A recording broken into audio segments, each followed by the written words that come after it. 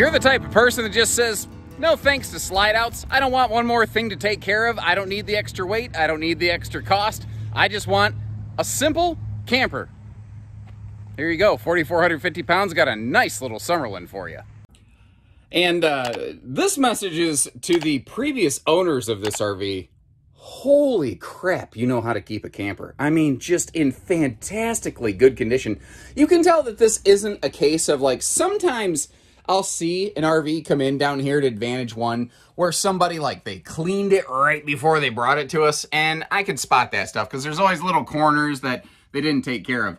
This is spick and span, man. Like, these folks must have been regularly cleaning this RV in the way that you would regularly clean your house. Like, they must have had it on a weekly routine.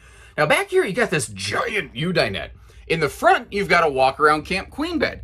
So it's not a bunkhouse, but it is a very separated sleeping space, and that can fold down into like a 7-foot by nearly 4-foot sleeper. Good adult size kind of bed. There is storage below that as well if need be. And I tell you what, if you pop those pedestal legs out, you hook that up to like a set of free-floating table legs, and man, you really can turn that into an awesome rear lounge. But what's nice here is if you're stuck inside on a rainy day, these giant windows back here, they make it feel not so enclosed and claustrophobic. And notice how they do open for airflow, which is really nice. Now, previous owners added the Jensen TV over here, which is really nice. And when you're sitting on, it is flat mounted against the wall, so you do got to kind of pick at where you're going to sit on the dinette to make it comfy. If you're really, really, really serious about entertainment in your little bitty camper over here, I don't think it'd be too terribly hard to just mount that on a little swing arm job and be able to pivot around toward the dinette. Actually, depending on how aggressive of a swing arm mount you might have there, you could maybe make that, you know, bedroom TV capable potentially. Now, that little stereo unit down there, by the way, is also Bluetooth in case you want some extra entertainment. And a crazy thing they used to do on these, it's satellite prepped. If you got a little satellite brain, that's a little jumper wire right there in case you're kind of curious what that is there. I like that high-rise faucet, big farm sink, and big, look at the windows down the door side of this. Just from the kitchen forward. You know, bedroom, entry door, kitchen, plus the windows in the living room. The heating in this is floor ducted, which means it'll actually heat pretty nicely. So if you're looking for that kind of spring, summer, fall action, hold on, I just spotted something here. There's slight amount of swelling around a couple pieces of woodwork right there. Under a fridge like this, a gas electric two-way refrigerator has vents from the outside so it can literally breathe. Sometimes in a hard driving rain, or if the RV is towed in the rain, a little bit of rain can spritz its way in there and work under the refrigerator. I have seen that before. That doesn't appear to be anything that concerns me because there's zero signs of leaks or damage or abuse or anything like that on this RV. Now, I like what they did here. There's a couple real small but real smart upgrades. Like, that's just a shelf above the bed, but they churched it up a little bit. A little curtain up there, let you put some personal kind of stuff, keep it a little more private. Doesn't have to be fancy. Sometimes it just has to work. And this is one of those things. This is actually, it goes down into the pass-through compartment, but it's a little laundry chute. You can leave a hamper down there to take care of yesterday's clothes now that it's today. Now I'm going to spin you around over here. The bathroom is kind of acting a little bit like a hallway on this one, which is nice.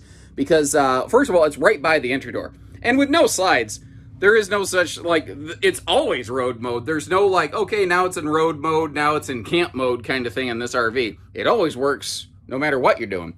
It does have a pretty deep tub, but that will help keep that shower curtain in there so it's not attacking you like a Jacques Cousteau squid or something like that. And that is a full medicine cabinet, not just a little mirror glued against the wall. It's a simple camper, but it's smart. I call it a Meghan Trainor. It's got all the right junk in all the right places. And not just well kept outside. This looks good. If it wasn't stored under some kind of cover, they were obviously on top of their TLC routine. And they must just be done camping because there's just a whole bunch of stuff down in here, including some thankfully never used sewer supplies. Like, what do you guys think about that? It's cool when people leave stuff for the next owner, but like, I don't know, would you use someone else's sewer hose. Like, it's not like I'm expecting it to be, you know, I mean, bad news is going to happen to it no matter what, right? But I don't know. It feels weird. But like, I wouldn't hesitate to buy a used RV and use someone else's toilet. I just have this, I don't know, it feels weird to me. A weird mental, am I just weird? Well, okay, no, I mean, that's an easy question. That's like, I left the door wide open on that. Never mind that. But like, do you understand what I'm saying? You see in there, previous owner's hitching all included, and just above the stinky slinky sewer station, we do have an outside utility shower. And this thing is, oh man, just ideal for half-ton towing. The size, the weight of this, or frankly, I don't even know if it needs to be half-ton. I think you could go a class smaller into big SUVs and mid-size pickups. I can't imagine those with appropriate tow packages. Obviously, you shouldn't have any problems here. The one hiccup with this big giant window, no opportunity for a ladder back here, although I don't recall the Summerland series ever offering ladders. But, you know, it does have a fully walkable roof. You see they added the little receiver hitch on the back there for bike racks and those giant windows on the back. I think that's really what helps make this one work. This is very similar in a lot of ways to the 20 RD SE Grey Wolf.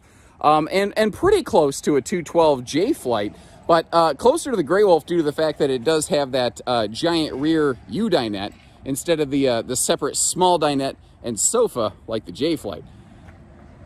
Man, that's good looking. So thank you for hanging out with me today. If you're looking for that kind of no-slide simplicity and this looks like the right one, give us a call. And if you just like the way we go about our business, hit that like button, subscribe to our videos. We've always got new things come through all the time. So take care, stay safe, have fun, and have an A1 day, everyone.